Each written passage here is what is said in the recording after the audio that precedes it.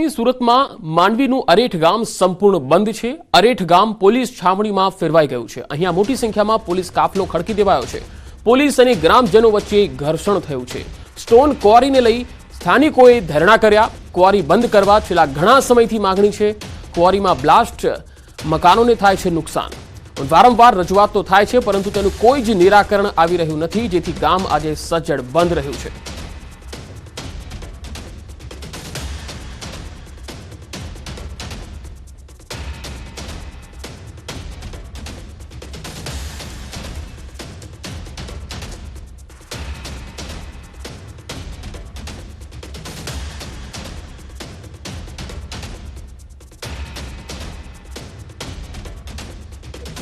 જે 5 ક્વારી દ્વારા ગામની અંદર આવી ગયેલી છે ક્વારી, અને જે એમનાથી બ્લાસ્ટિંગ કરે છે એમનાથી આખું ગ્રામ ધ્રુજે છે। ગામમાં તિરાડો પડે છે મકાનોમાં, અને અમારા પાણીના તળ નીચે જતા રહ્યા છે।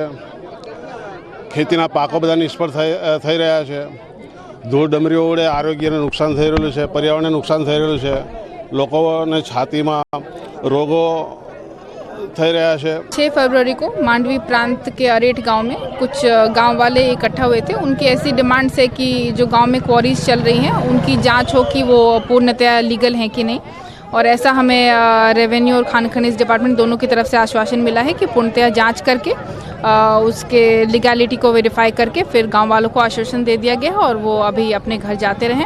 हमारे आज कुवारी बंद ज करावी से એ લોકો બહુ મોટા હોલ ફોડે છે। અમને પસંદ બી નહીં ને બધાને બહુ નુકસાન બી થાય છે ને હમણાં બી મશીન ચાલુ જ છે। ત્યાં અમને તો પ્રોબ્લેમ છે। અમને તો આજે કવરી બંધ જ જોઈએ। અમે તો હવે લડીને થાકી ગયા છે। અમને કેટલી તકલીફ છે। અમને સૌથી મોટી તકલીફ પાણીની છે। પાણીના તળ ઊંડે ગયા છે। 200 મીટર ફળિયામાં ખાણ આવેલી છે। ફળિયામાં ખાણ આવેલી છે। આ કોઈ જંગલમાં કે દૂર નથી, અમારા ફળિયામાં ખાણ આવેલી છે ને। જો કે 5 કારીઓ ભેગી થઈને જે હોલ ફોડે છે ને, તો આખા ગામને તો શું, ગામના ફરતે બીજા ગામો આવેલા છે। હવે વાત કરીશું વડોદરાની। વડોદરામાં સયાજી હોસ્પિટલમાંથી પાસાનો આરોપી ફરાર થઈ ગયો। 3 ફેબ્રુઆરીએ આરોપીને સારવાર માટે લવાયો। સેન્ટ્રલ જેલમાંથી સયાજી હોસ્પિટલમાં લવાયો હતો। પોલીસને ચકમો આપીને આરોપી ભાગી જતા અનેક સવાલ ઉઠી રહ્યા છે। સયાજી હોસ્પિટલમાંથી પાસા હેઠળનો આરોપી ફરાર થઈ ગયો। 3 ફેબ્રુઆરીએ આરોપીને સારવાર માટે સેન્ટ્રલ જેલમાંથી સયાજી હોસ્પિટલમાં લાવવામાં આવ્યો હતો અને પોલીસને ચકમો આપીને આરોપી ફરાર થઈ ગયો છે।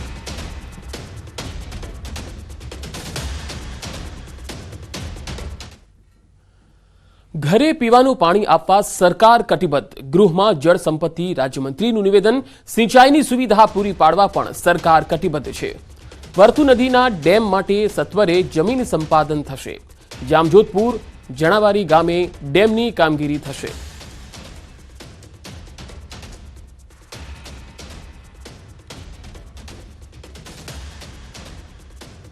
તો રાજ્યમાં 100 વર્ષ જૂના 29 ડેમ છે। તમામ 29 ડેમ જળ સંગ્રહ માટે સક્ષમ છે।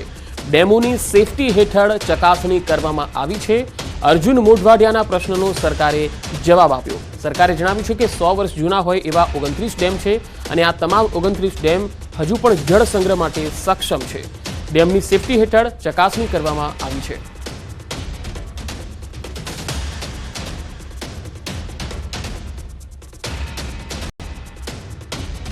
આજી એક અને નારીમાં પાણી ઠાલવવા કરોડોના ખર્ચે છેલ્લા 1 વર્ષમાં 4,442 લાખનો ખર્ચ।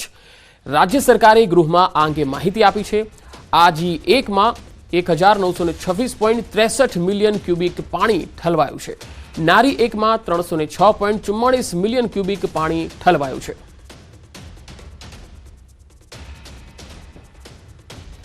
નર્મદા જિલ્લામાં ભાજપ વધુ શક્તિશાળી બનશે। કોંગ્રેસ અને આપના અનેક લોકો ભાજપમાં જોડાવા જઈ રહ્યા છે। નર્મદા જિલ્લાના 2000થી વધુ લોકો કમલમ ખાતે ભાજપમાં જોડાશે।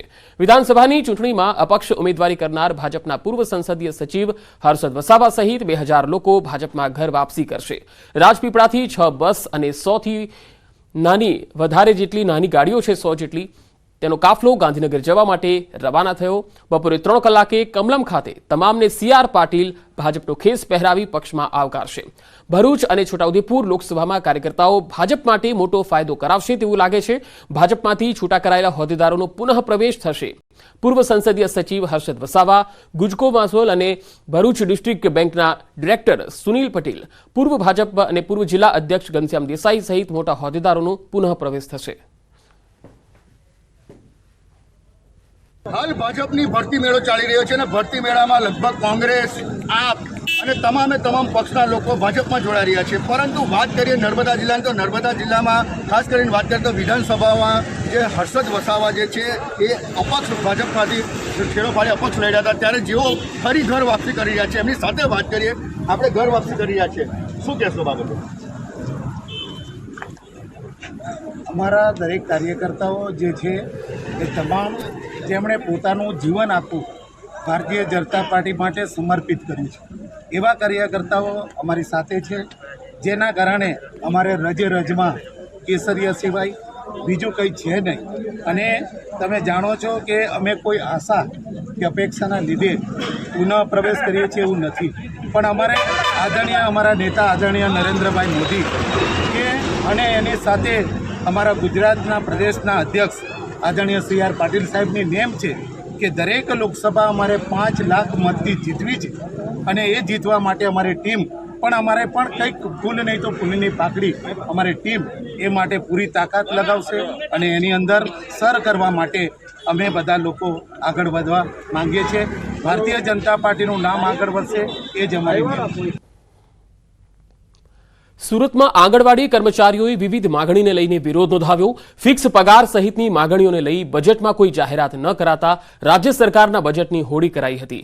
લિંબાયત વિસ્તારમાં મોટી સંખ્યામાં આંગણવાડી કર્મચારીઓએ મળી નારા સાથે પોતાનો રોષ ઠાલવ્યો.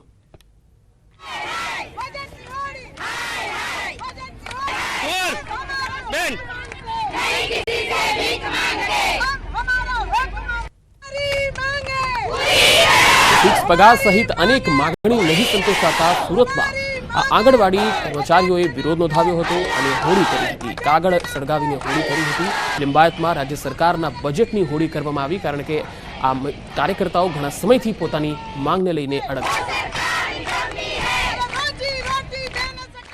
આશા વર્કરની માંગણી હતી કે બધાને ફિક્સ પગાર કરે, તો સરકારે અમને હજુ સુધી કાંઈ જ આપ્યું નથી અને કામનું ભારણ ખૂબ જ આપે છે, પણ પૈસાના બાબતમાં અમને 6 મહિના સુધી અમારું ચૂકવણું કરવામાં આવતું નથી.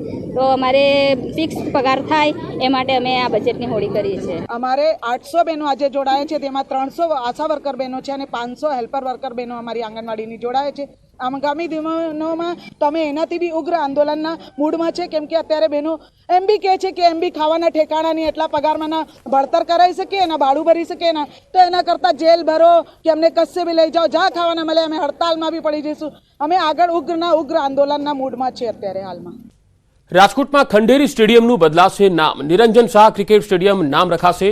14 ફેબ્રુઆરીએ થશે નામકરણ. 15 ફેબ્રુઆરી ભારત ઇંગ્લેન્ડ વચ્ચે રમાશે ટેસ્ટ. રાજકોટમાં ખંડેરી સ્ટેડિયમનું નામ બદલવામાં આવશે. નિરંજન શાહ ક્રિકેટ સ્ટેડિયમ નામ રાખવામાં આવશે. 14 ફેબ્રુઆરીએ નામકરણ થવાનું છે. 15 ફેબ્રુઆરીએ ભારત ઇંગ્લેન્ડ વચ્ચે ટેસ્ટ મેચ રમાશે.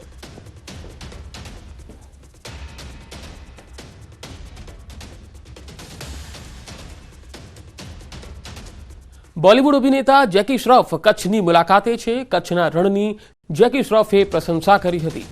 કચ્છનું રણ બાપુ એક નંબર, આવું તેમણે નિવેદન ત્યાં આપ્યું હતું. 201 ફોન ફિલ્મનું કચ્છમાં શૂટિંગ ચાલી રહ્યું છે. જેકી શ્રોફે ઇન્સ્ટાગ્રામ પર તેના વિડીયો પણ શેર કર્યા છે.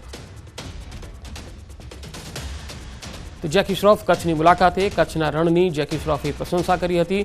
તેમણે કહ્યું છે કચ્છનું રણ બાપુ એક નંબર. 201 ફોન આ ફિલ્મનું કચ્છમાં શૂટિંગ ચાલી રહ્યું છે, જેના માટે તેઓ કચ્છ આવ્યા છે.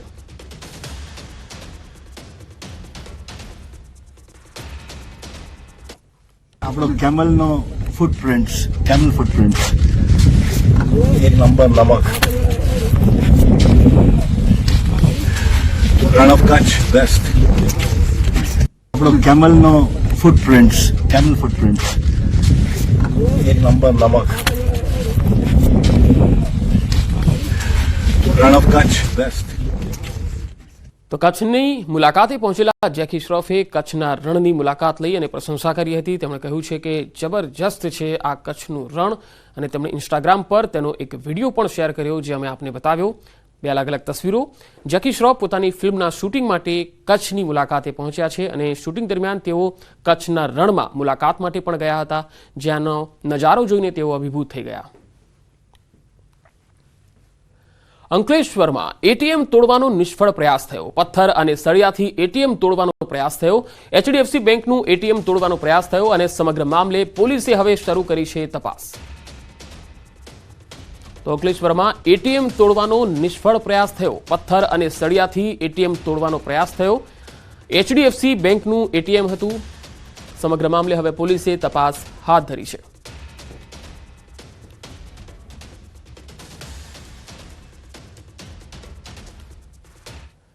વડોદરામાં ગેરકાયદે ગેસ રિફિલિંગનું કૌભાંડનો એક વિડીયો વાયરલ થયો છે. શહેરના માજલપુરની ગેસ એજન્સીમાં ઘરેલું ગેસના સિલિન્ડરમાંથી બીજા સિલિન્ડરોમાં ગેસ ભરતા હોવાનો એક વિડીયો વાયરલ થયો છે.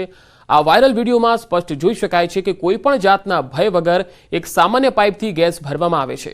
મહત્વનું છે કે રહેણાંક વિસ્તારમાં આ પ્રકારના ગેસ રિફિલિંગથી મોટી દુર્ઘટના થવાનો ડર રહે છે. ગેસ એજન્સીમાં આ રીતે ગેરકાયદે ગેસ રિફિલિંગ કરાતા જિલ્લા પુરવઠા વિભાગની કામગીરી સામે સવાલ ઉઠ્યા છે.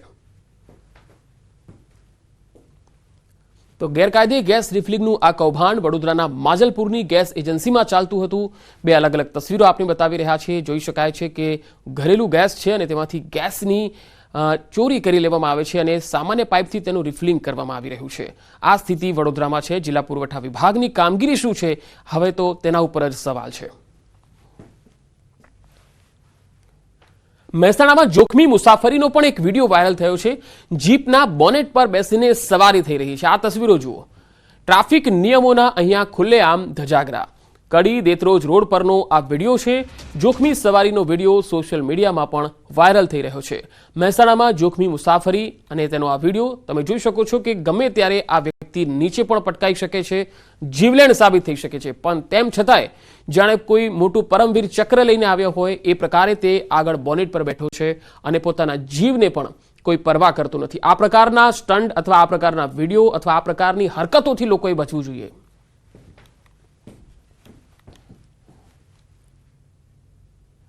આગળ વધુ સમાચારો પર નજર કરીશું. હાલ રોકાઈશું એક બ્રેક માટે.